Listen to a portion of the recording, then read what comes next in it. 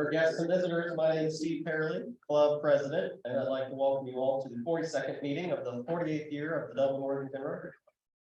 Today's invocation and pledge of allegiance will be offered by the one and only Mr. Al Wu. Let us pray. Father, creator of all, thank you for summer. Thank you for the warmth of the sun and the increased daylight. Thank you for the beauty we see around us and for the opportunity to be outside to enjoy your creation. Thank you for the increased time we have to be with friends and family and for the more casual pace of the summer season. Draw us closer to you this summer. Teach us how to better serve no matter where we are or what we are doing. Warm our souls with the awareness of your presence and light our path with your word and counsel. In your name we pray. Amen. Amen. I pledge allegiance to the flag of the United States of America and to the republic for which it stands, one nation under God, indivisible, with liberty and justice for all. Thank you, Al. President-elect Teresa, please introduce any visiting Rotarians or guests. I'm on one. Yes, so our visiting Rotarians in the room, or is there anybody on Zoom? Ed's technically on Zoom, and he's technically a visiting Rotarian. Ed, welcome. One clap, ready? Thank you. Thank you. All right, coming right along, announcements.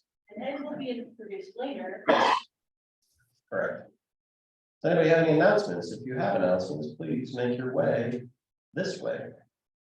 I will start with your weekly reminder to participate in the 125 Club. There's still time to get it in before the end of this year. I think I saw that we had, was it 27 or 25? We're trying to forget. Somewhere around 25 or 27 members in 125 Club. So as a reminder, $100 for the annual fund, $25 Polling Plus, and you will be a 125 Club member. Mr. Passion, come right up. Thank you. Yeah. We all know it's June. That means July is next. That means the July 4th family picnic is upon us shortly. I'll be going to a meeting with the city today at 2:30 and hope to learn nothing new because so far everything we know is fine. So I'm going to be handing out later at all the tables. Please grab the most updated map of the event and the latest press release that's going to be going out today, later, we think. So that should give everybody some idea of the layout. I have been remiss in not circling back with all our many volunteers who are quite regular at this event to make sure we're getting people signed up under particular categories of what we're going to need day of, a little before, and clean up thereafter. Maybe the good news is there will be less cleanup thereafter than has often been the case. But please take a look at what will be posited upon tables, and please let's talk after, and I'll be following up with a number of you. Please don't hesitate to call me or email me. We're going to need all the regular bodies plus a few. We'll see how this works, but my summary is I kind of like our location and I like everybody's efforts, and I think we're going to have just slightly more difficulty ingress, egress, but otherwise we'll have a good family picnic layout. Thank you. Thank you.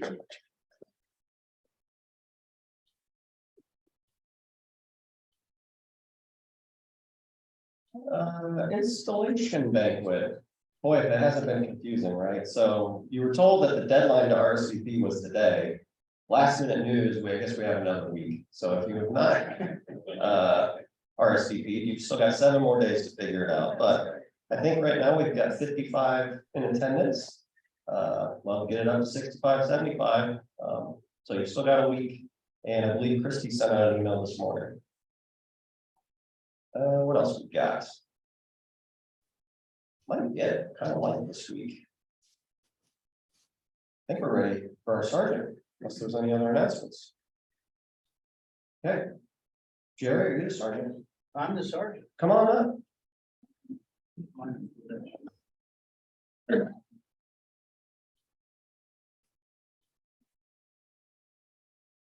I am the sergeant, and I specifically asked to be the sergeant this day.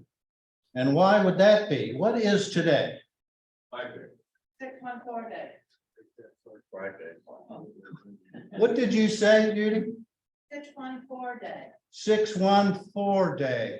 It is 614 day. I didn't realize it was 614 day, so call me sometime. Now. But it is a flag day. Can you tell?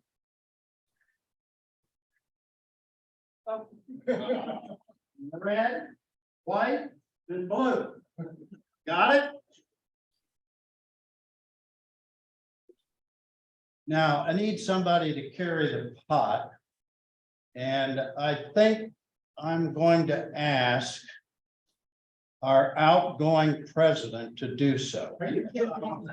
And so if you, when he comes around, if you want to punch him or something, just go right ahead. I deserve it. Yeah. I've earned it. All right, now I'm looking for happy dollars. Who's got a happy dollar today? I just got back with my wife from Budapest. We visited our son who did a semester abroad there, and then we took him to Rome and Assisi and just had a great time. I'm gonna tell you, I've been to Budapest. And I had a great massage there. Okay, Al. I got a happy dollar. I don't usually do this, but I had my knee replaced Thursday and I'm already up and around. There you go. Oh. How about that? Dave King. Yes, my son Andrew was recently awarded by Business First newspaper in their annual 40 under 40 award for his business acumen and his community service aspect. So that was a great event at the Hilton downtown. Nice time. Doesn't get much better than that. Very good. Anybody on Zoom have a happy dollar? No happy dollars on Zoom, but Harry's got a happy dollar. My sons and daughter-in-law and grandchild is here for a week, and my daughter will join us on the weekend. So, All right. Very good. Court. My happiness is having the Patchins as a neighbor. We had to go to my wife's 65th reunion. We had to leave the dog someplace. And so Joe and his wife said, oh, you know, just bring the dog over. Well, dog is not feeling well. And it doesn't jump like it used to, and it doesn't get on the bed like it used to. And Sarah said, that's okay, I'll sit downstairs. Well, we did get one picture while we were away. And that was all three dogs, right, plus the Patchins, were on the foot of the bed. They were all sleeping as happy as could be. So where did Sarah sleep? Where did Joe sleep? Nobody cares about Joe. So. Very pleased to have I think Joe ought to pay the fine, actually. Put in the dollar. Any other happy dollars? Yes, go right ahead. Thank you all for inviting me, and this is my second Rotary meeting today. Oh, my God. Okay. Well, service above self. Okay, I'm gonna just give you a little bit of brief history, and then we're having the quiz today, because you really should know about the flag. And I'm sorry that Alan Zink isn't here, because he could answer all these questions probably, but we'll see. So what's the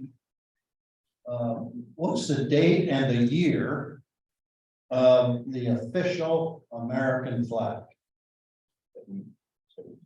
Just an open question, no fines involved, just an open question. Of course, it's June the 14th. That would be today. 17. But the year was 1777.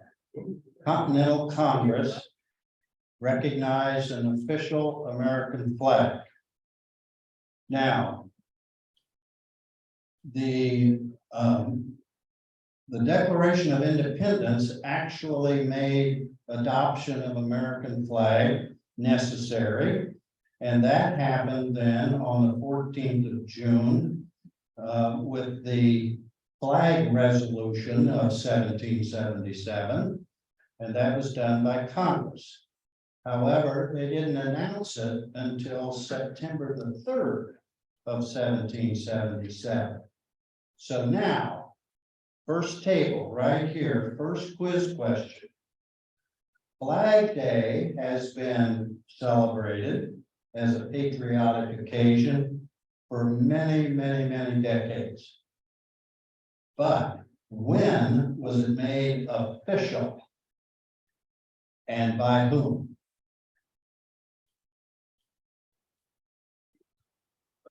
Okay, time's up. Get your dollars out. President Woodrow Wilson made the observant official by presidential proclamation on May the 30th, 1916. And of course, every president since has made a proclamation.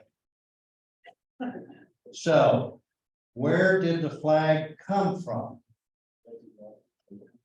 Betsy Ross. Is that your first answer? The first thing. There's absolutely no evidence at all that she designed it and sewed it. That's just folklore. You learned that when you were in school somewhere. And she may well have done it, but there's no evidence that makes that true.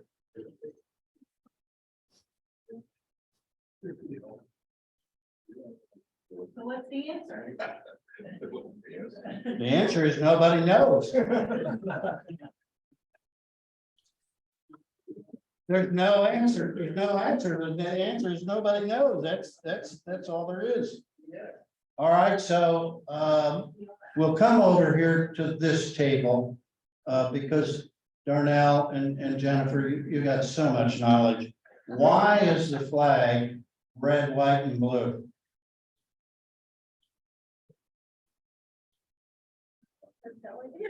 Blood, sweat, and tears. Now, that's a musical group. They were pretty good. Actually, the Continental Congress left no record why it chose those particular colors.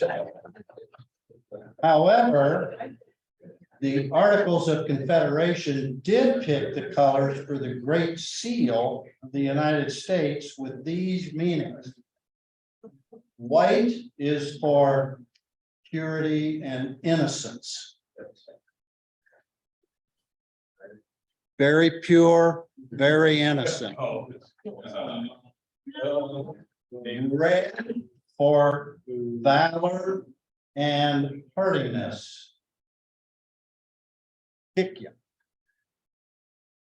And blue for diligence, perseverance, and justice. So now you know. Okay. Harry's table. How many versions of the American flag have been designed?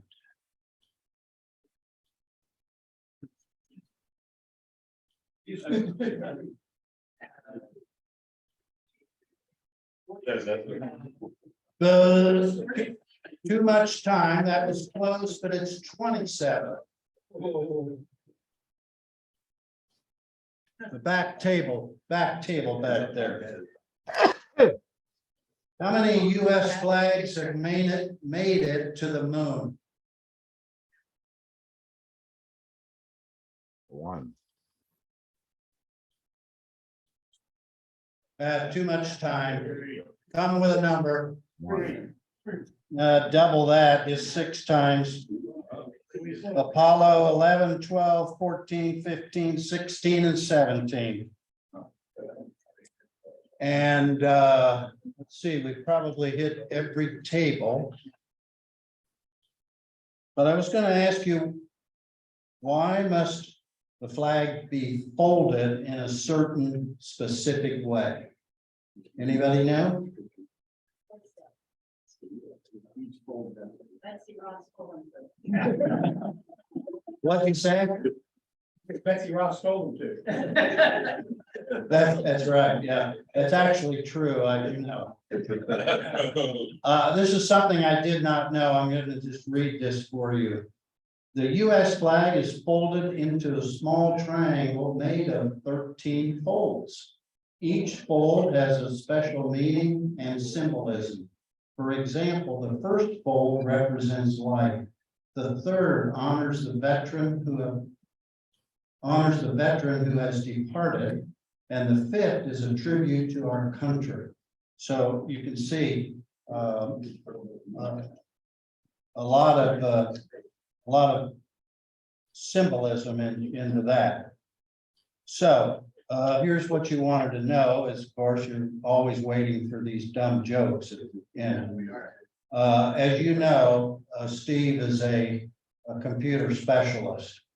And so I asked him, I said, Steve, what should I do because my computer's running so slow?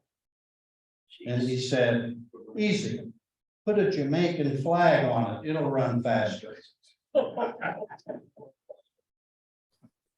Hey, you've grown, you put in a buck. Did you hear about the kid who bungee jumped from the school's flagpole? She was suspended.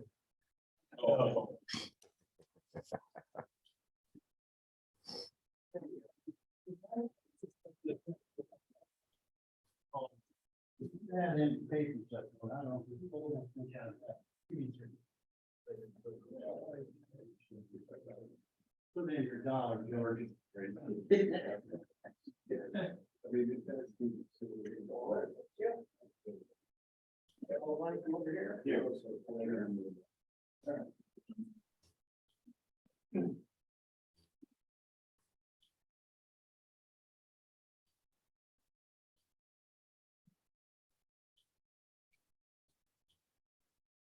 This is why you can't make the president carry the pot, because it breaks the flow. All right, let's see where we're. I think we're ready for our program. Today's speaker is photojournalist and fellow Rotarian Ed Zirkle, who will discuss his recent trip to Ukraine, where he sought to get a real boots on the ground experience of what was going on. A photojournalist for the past 50 years with a BFA in photography and cinema from the Ohio State University, Ed has lots of experience from the streets of America. He has worked for a number of newspapers, AP, UPI, and magazines. He also owned a photo studio serving families and clients, including Lazarus, law firms, state of Ohio, Ohio Heart of It All, and ad agencies. From 1969 to 1971, he was a photographer for the U.S. Army, one of the first post photographers for Fort Bragg, NC. Ed even started an online photo magazine, Exploring Ohio, which covers people, places, and events around Ohio. It is a gateway to fun in Ohio. Day trips, food, events, fair, and festivals are just some of the stories of what to see and do in Ohio. He is a member of the West Bridge Camera Club, where he has won numerous awards for his photographic work. Ed started in Rotary in 1991 as a member of the Whitehall Bachelor Rotary Club. And during that time, the club raised money for a medical mission for Operation Smile, and Ed went with the mission and documented the impact of the club's efforts, and then gave talks to Rotary clubs in the Columbus area. For that and other efforts, he was named Rotarian of the Year in 1997. He is currently a member of the Columbus Rotary Club, although that's not true. Is that true? Tri-Village Rotary Club. Yeah. An award-winning visual storyteller. Ed is always looking for the next adventure, and I suspect that's what led him to Ukraine. Ed will tell you about his experience and the connections he made with Rotarians during his trip and how he documented the courage, resilience, and daily life of the Ukrainian people. Ed Circle. Thank you. That is what they told me I was talking about.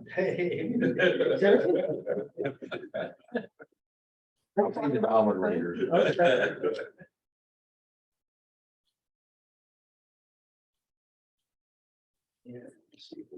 Can you share your screen on Zoom? Yeah, and that would be, where are we gonna go to get that now? Just Zoom in. There. And then hit the green share screen button. Okay, yeah. And then I would select. The screen that's going, screen two. And share. Much better with the Teams. I can minimize. This if you want. Minimize. All right. I'll take care of it. Hi. I call it during this meeting. Just back from Melbourne. Spent a couple weeks down there. Quite interesting, meeting everybody, seeing all the fellowships. I got to give a talk to the military fellowship, which includes military members from around the world. And those of you that haven't been, there's a thing during the opening ceremony, it's called the Parade of Flags, where flags from every nation where Rotary is all presented, which is quite interesting. And we were at Rod Laker, and I went up on one of the students to photograph down on the main floor, just to add where the people would sit for the tennis matches, but also where they played the tennis matches, to cover the people. And while I was up there, I got a tap on the shoulder, turned around, and got a big hug. It was a lady from Kharkiv, Ukraine, the lady in the middle, who saw me photograph me, came out of the stands, came out giving me a hug. The story behind Alina and was that she lent me her mother's car, mother's in Paris, with the admission of go get in a wreck, there's no insurance in the car, and build up the soldier state. And my thought was, I'm gonna drive safe, soldier stats in the car, I'm gonna get my equipment, passport, everything out of the car, and then give them the car. What I ended up doing when she let me in the car, Kharkiv is 40 some clicks, 20 less than 30 miles from the Russian border, which is why they were on the first cities besides Kyiv that got hit by the Russians after the fight of the day. Those were the only two cities where they really, major cities where they really came in.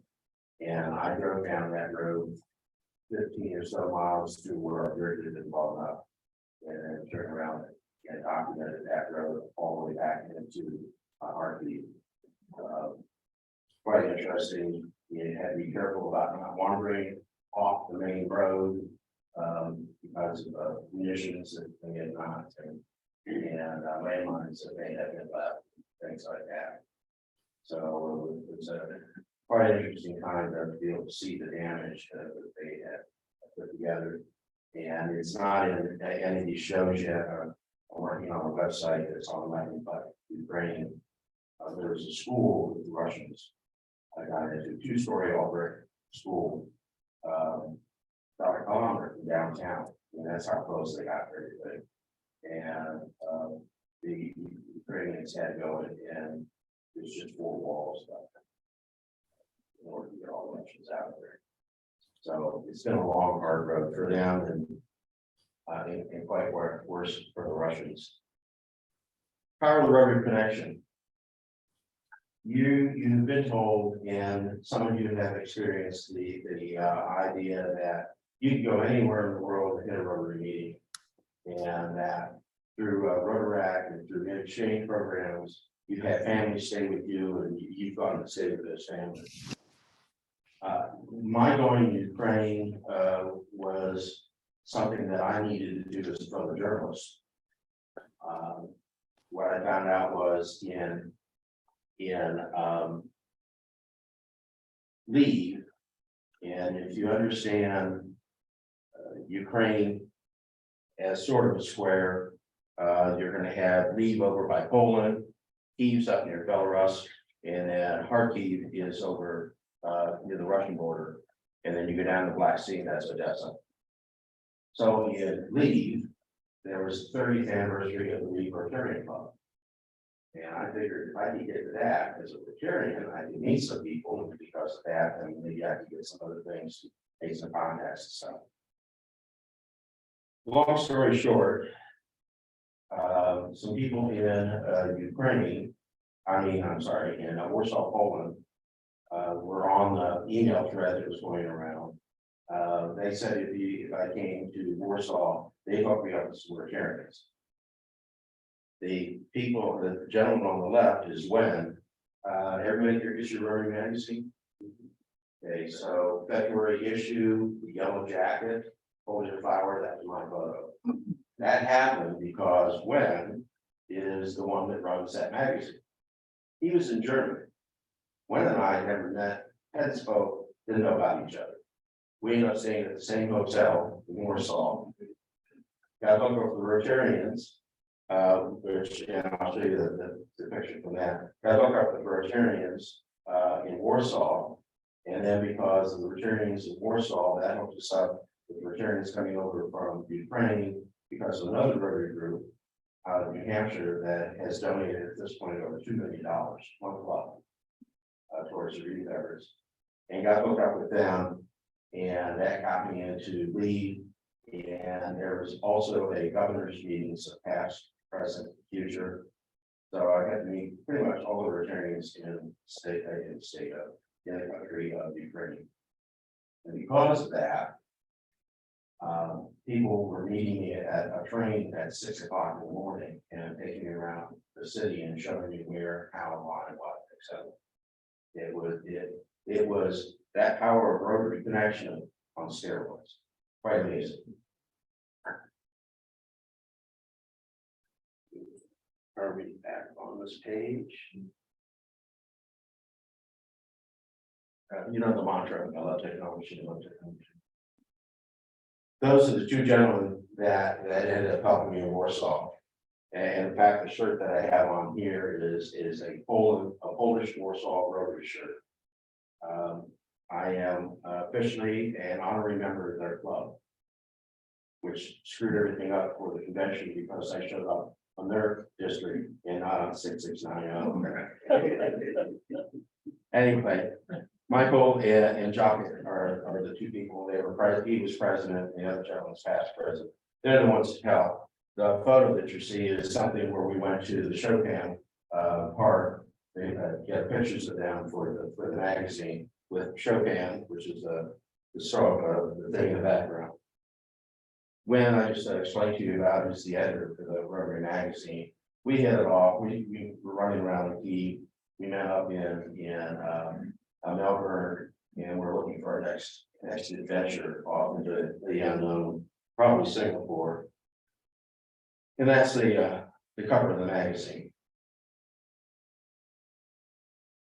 One of the things that ended up happening was I ended up spending some time in Warsaw in the third floor over a bank. The Rotary groups had put together the money to put together a shelter for the kids. And they had people come in, and this lady who's in charge of that, she's from Ukraine, and that's her daughter on the right and her daughter's friend on the left. She's got a degree in psychology, and I don't know if it's child psychology or not. But what they're doing is they're having the different psychologists, sociologists come in and work with the children, providing with classes, providing with a new meal. And some activities and stuff, and try to normalize things as much as possible for the refugee kids. The gentleman on the left drove, and the gentleman on the right is lived in Ukraine for 30 some years. He sings for us, but he's British. So we just kind of put that together. You know anything about operas, there's your by an Italian, some in Spanish, but everybody's German. So that's kind of how that one works. But they were the ones that came across the border, got us back, came across the border, took us back into Ukraine. And they also work in a warehouse. I've got another little thing we'll go over here in a minute. They have what they call hubs, called warehouses.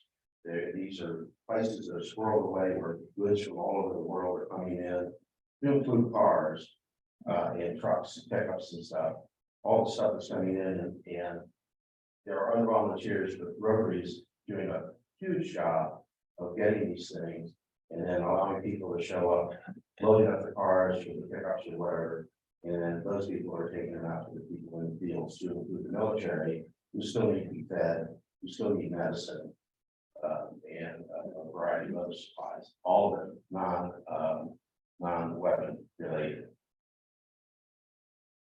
This is the border crossing, which is a lot of fun. One of the things you're not supposed to do is take pictures. But this Samsung Ultra Funny 3 has a pen in it. When you pull the pen out, there's a remote on it. So you can stand here looking very innocent, pull the pen and take all the pictures you want. So I always wanted to be a spy. That's what I wanted to do when I was in the Army. So this is my 15 minutes of playing James Bond. And Kyiv, north of Kyiv, there's an area, a small village that was very close to the airport that the Russians hit on the border. And that particular village ended up being 80% destroyed. It's a mess. What Rotary was doing in some other volunteer groups are getting these small units for the people, for a temporary shelter to live in. And the lady on the right in the red, she is the person that's living in that, because to the right of that is what's left of the shell of her house. So that thing is not even 10 feet wide, it's 24 feet long. You walk in the door, there's a place to sleep here, there's a sink there, and there's a bathroom there. And on this wall are 2 ceramic plates, and as long as you have electricity, you have heat. So the ongoing bombing and the loss of electricity created issues for them. The lean-to in front was something that the locals put together themselves, provided additional storage space and also helped maintain some of the heat over there and not having to live. Along the way, burned out Russian vehicles they got bombed and destroyed. That has turned into a mini amusement park for people driving down the road to stop and get their pictures taken with it, and for the local kids to come by and tag it. And this is what the bus stop, the local bus stop looks like. The bullet holes that just riddled this thing. And the church that was down the road, and the cars that were burned out, and anything else you could think of that they had hit. When I got to Kharkiv, Irina here, and her husband picked me up in the morning. And on my travel in October, November of last year, my travel, everything was at night by train, and the train was full of diesel. It took me a week after I got out of Ukraine to get the diesel smoke out of my nose. All the windows were heavily taped. For those of you who don't understand, the taping was to keep the glass from flying around the train that got hit. It was truly out of the movies, because the little lady come down in the room, asked if you wanted in Ukraine, asked if you wanted tea, and would show up with this silver container with the glass inside of it. I mean, it truly was out of the movies. And I, being the American, I would buy at the apartment and for two reasons. One, all the gear crap that I had with me, and if I woke up at 2 o'clock in the morning and wanted to write or do something, I could do that. The other thing was, I just didn't want to share it with somebody else who had the potential to be sick. I didn't need that to have happen. But they would show up with that, and so you could have this little table and kind of doing this thing. It was quite sorry romantic in a weird sense of whatever. So when I got to Harkey, this is one of the people that I met in Lead, one of the Rotarians. They took me to a party when in Kiev, I mean, Rotarians had showed up from all over Ukraine. They took me to a party where they had rented an apartment. We're walking down Lead and down to past the Opera House. There's McDonald's there. You couldn't get to the door there. Strange. Go up to the thing, get everything done, walk up into the room, and they said, "Hey, you want some of this?" I called up a buffalo, it's Kentucky Fried Chicken. And I'm like, I didn't come to many thousands of miles. Our local opera is excellent, so if you have any of that. So she picked me up, here and her husband picked me up, they drove me around Harkey, they showed me where the damage and explained the who, the why, the where, the what, everything was happening there. And then she ended up going to this house. And which is what she's leaning on there, and that's your mother's house. And I have a video. Part of the problems with trying to get these talks within 30 minutes is I've got about 16 hours of stuff. Basically, in the video, I put my phone out because it does 8K video, excellent stereo, and got it out, and I started it, and I turned to ask her a question, and the tears were streaming down her face. She's standing in the kitchen, tears are streaming down her face, and she's like, "This house used to be built with so much noise." What happened, her kids would show up, and her husband was there, and relatives would show up, and grandma was cooking, and people were running around. All gone. Back up her mother, her twins, her son, her husband, everything. They went to Ireland so that they continued to run their business from Ireland.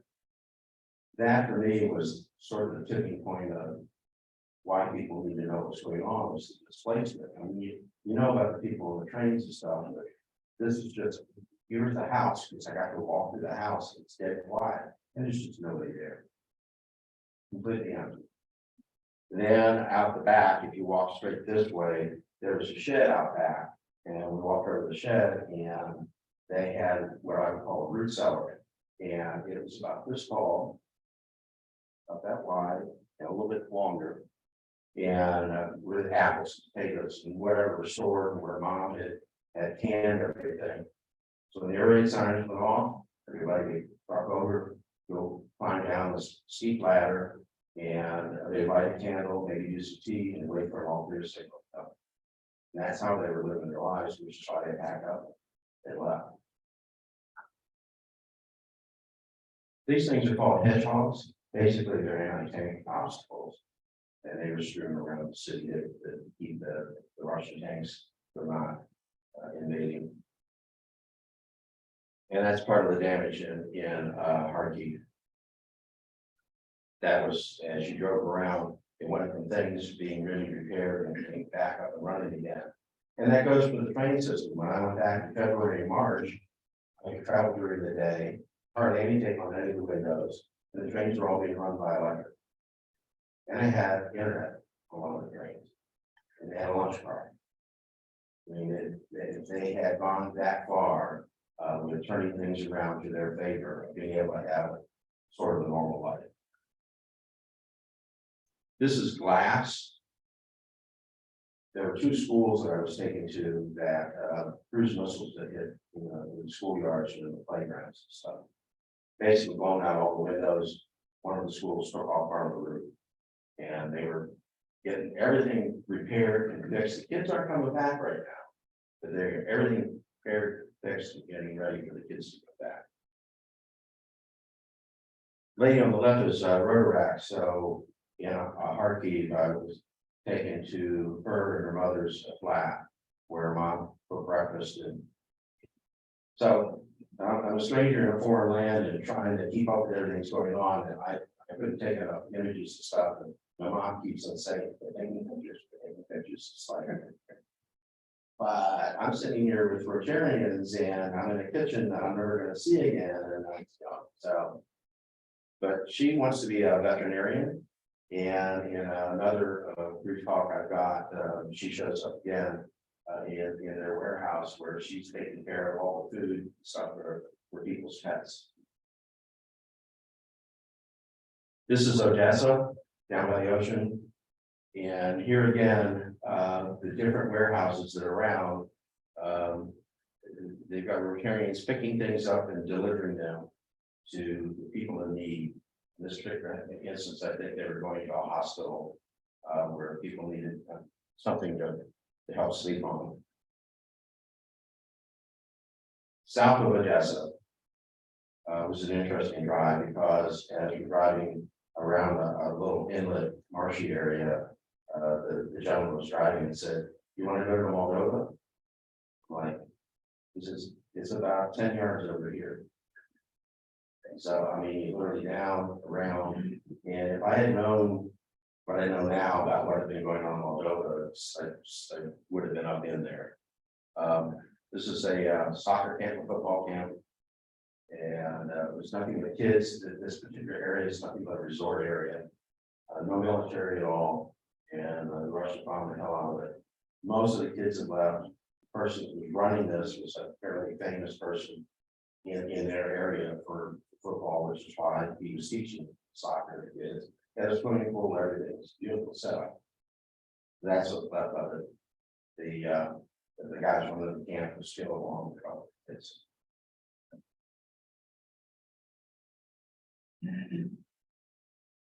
and just the bits of the fact that the people were living in the area where this is going. A little bright side to this on the way over also, they had an outdoor market. I would love to go back and spend a week just to go back and visit this outdoor market. It's just in the middle of kind of nowhere at a crossroads, but it's near the Black Sea. And it's a fish market. And she was one of 4 or 5 vendors with things out of the water I'm not sure I've ever seen before that you could buy and eat. It was quite interesting. And everybody, I mean, everybody along the way was bent over backwards. You know, stop and say, hey, I don't know the language, but I got a way of communicating. And with the cameras and stuff, she's like, oh, okay, sure. Yeah, take a picture. Also in Odessa, because it's a seaport, the Russians mined the hell out of everything. And then the Ukrainians came back and mined some other areas just to keep the Russians from coming back and getting back in there. So there's signs up at the beach, it's like, don't swim. The thing is, the reason, and Odessa was a bit of a Russian city, because besides Crimea, Odessa was the place where the Russians come to vacation. And it's on the sea, it's a beautiful place. The town itself is great, the food, everything. And so people love to swim. Period. So the lady that's showing around is a commercial realtor, and she's driving around explaining everything. And she started me down here and she started talking about the fact that the police would come by and say you can't swim, and you go, okay, we understand. Police would leave, they go swimming. The police had done their job, and the people went and did what they needed to do. Her take on the whole thing was, if I had a choice to die in a basement someplace, an air raid shelter, or on the beach, I'm gonna die on the beach. That's kind of the attitude that's floating around.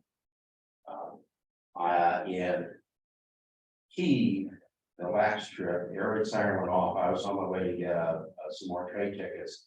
The air raid siren went off. Everybody leaves, and the train station in Key is huge. Train tracks are right in the center, and there's 2 big buildings on both sides. So you can spend quite a bit of time just trying to walk around and get anywhere. And so the lady had a yellow jacket on, was one of the people that do translation. She's like, you gotta leave. Everybody went outside, they shut the doors, and everybody stood outside the doors. Nobody went to the bomb shelter.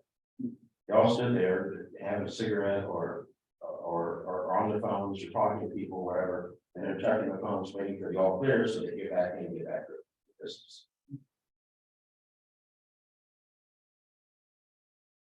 And yes, I was one of the tourists that got a picture taken on a Russian tank that got blown up.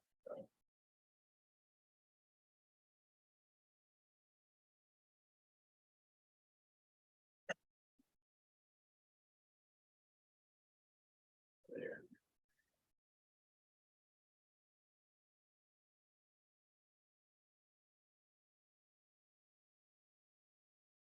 Close too many windows.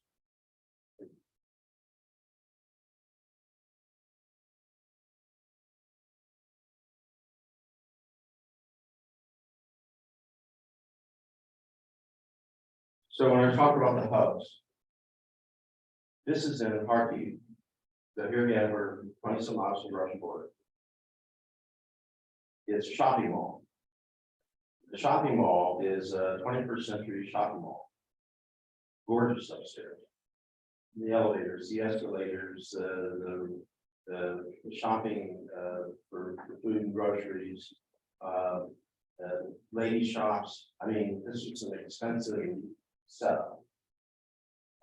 Had a bite to eat in a restaurant they took me into, and it was French. And the couch, the setup around the tables and stuff, they had little stuffed animals in the couches and so on.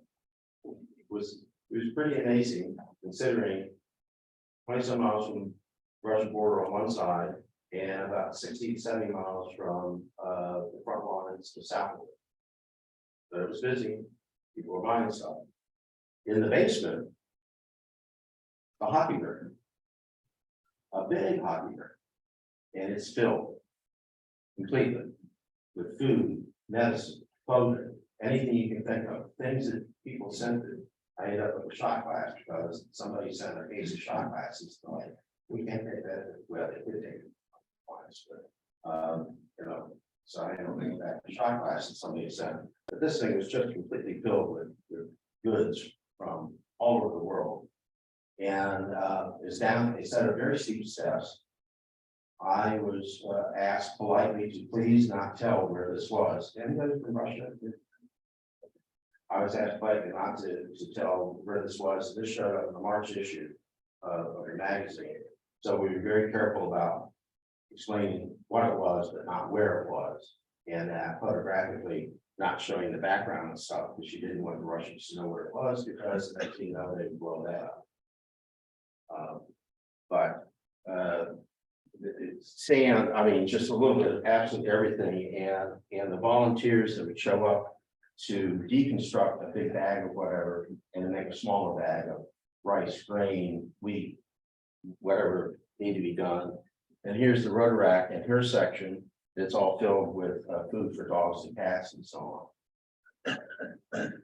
And most of these people are not Rotarians.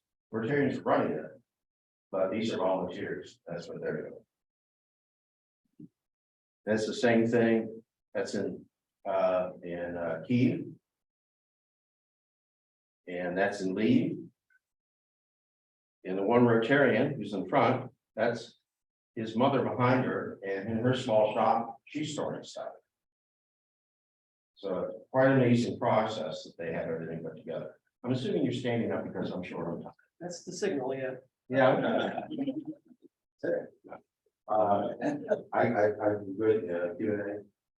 Yes, sir. Did you get the sense that there's a lot of Russian military defections over there?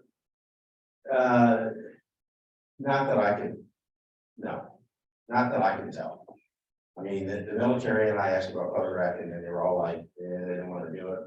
They're very conscious over the fact that they don't need their face splattered someplace because they don't need their family abducted, whatever. The military's, you know, we talk about transparency. How many military in the room?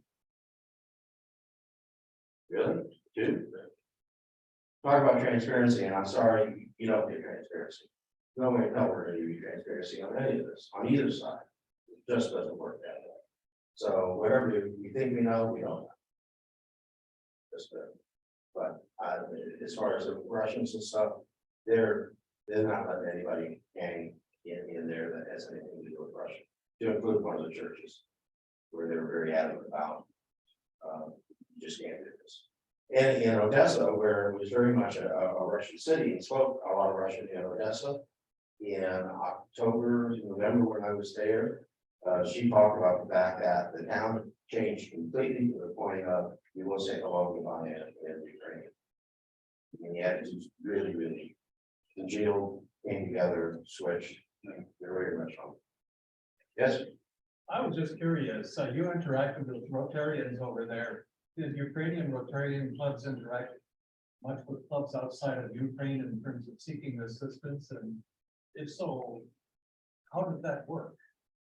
well, that gets involved with foundation, unless you get a Rotary club to go directly in connection with the Rotary club and bypass the foundation.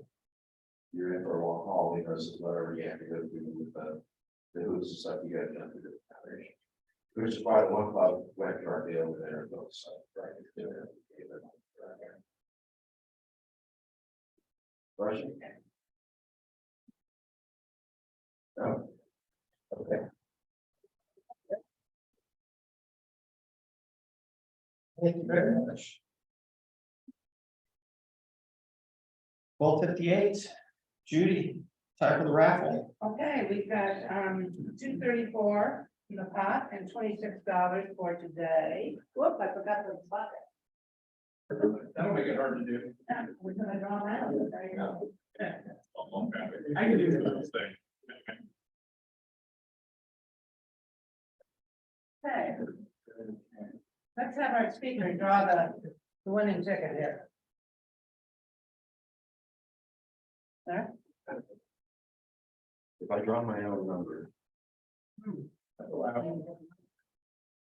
9818. 9818. John, big good. Where's it done? Who reluctantly voted for that? You put it right on time. I appreciate that. How much in the ace of spades? Okay, this one is 9834. 9834. But how much are we pulling for? We're calling for 234. 234. That's okay.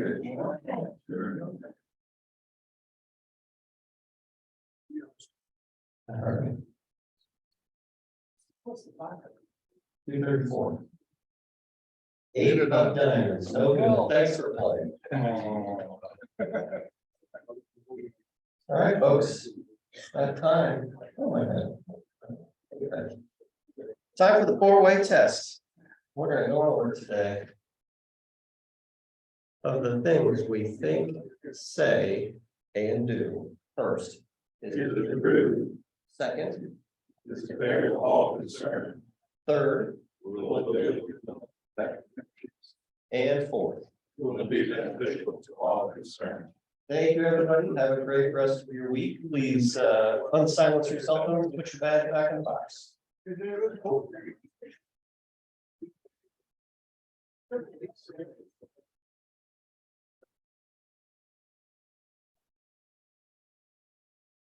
you.